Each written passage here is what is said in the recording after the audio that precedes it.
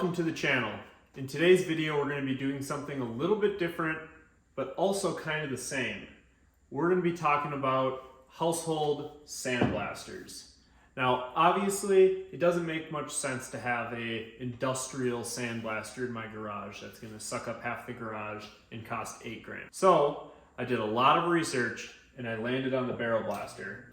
You know, super sturdy latch. It's a 55-gallon drum. It has a nice weather stripping seal around here. So all along here, so it's not gonna like totally dust out your whole garage.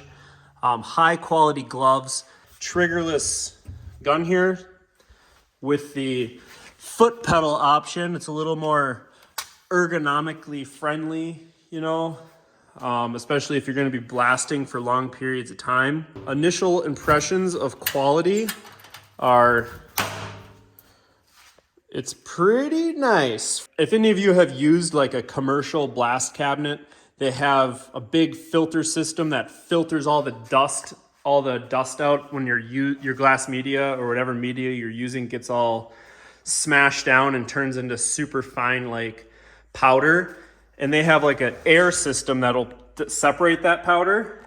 And Barrel Blaster has the same, but instead of having a big expensive vacuum on the side of your blast cabinet, you legitimately just hook your Shop-Vac from at home right into the side of it, and you have dust control. I also have got these there's ceramic nozzles, a little bit more durable.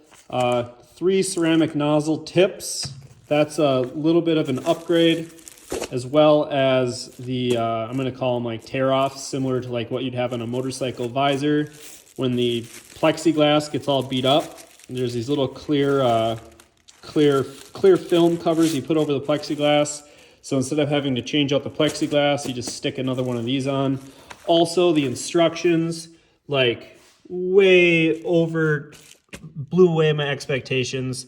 This guy has his personal email on here, his phone number, I guess his address or wherever his shop is. Super detailed instructions. And honestly, I didn't even use the instructions. It was that easy to install. Everything's labeled. All of the legs and stuff, you just like literally 3 to 3, 4 to 4, and even on some other parts, 2 to 2. But I'm gonna have the website and everything linked below in the description. You gotta check these guys out. I actually attempted, this is my cheap attempt at sandblasting some engine cases. Absolute pain to use. It does not work. So, first candidate is gonna be this super oxidized cover.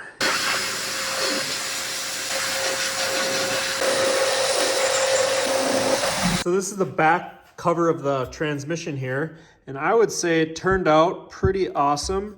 As you can see, there's still a couple spots I could have, now this is the first time looking at it since it's been out, but super impressive. This took about 10 minutes to complete.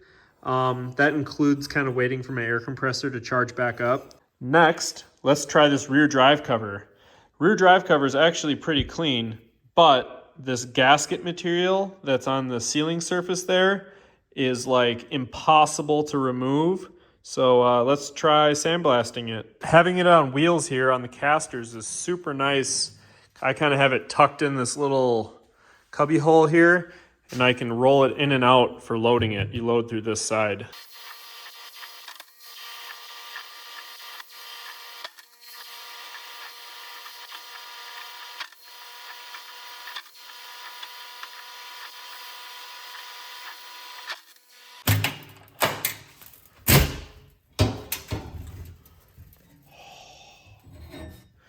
Dang, this is getting pretty fun. So I just did the whole thing because I got kind of excited. But man, that really turned out good, dude.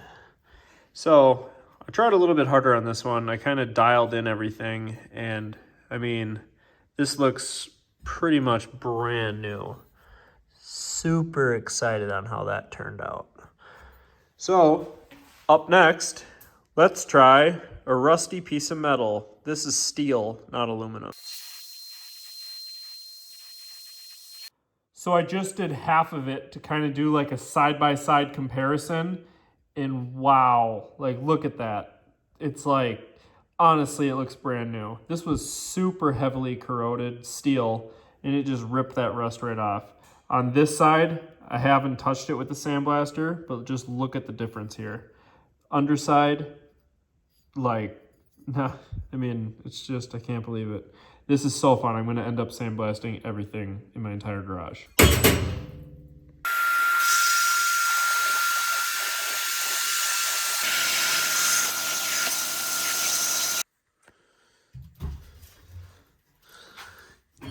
Dang, man, jeez. Look at this.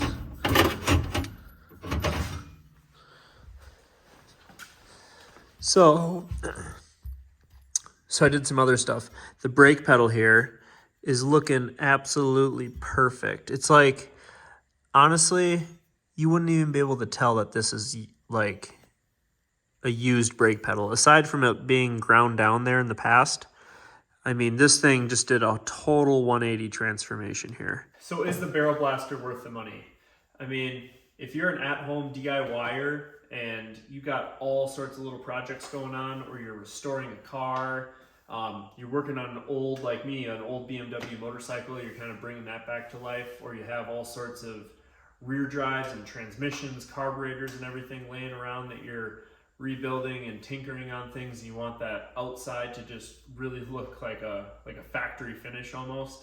I mean, I say it's a sweet investment. With the quality of the barrel blaster, I'm super happy to have it, and the quality here is, you know, that of which of a, you know, several $1,000 sandblast setup.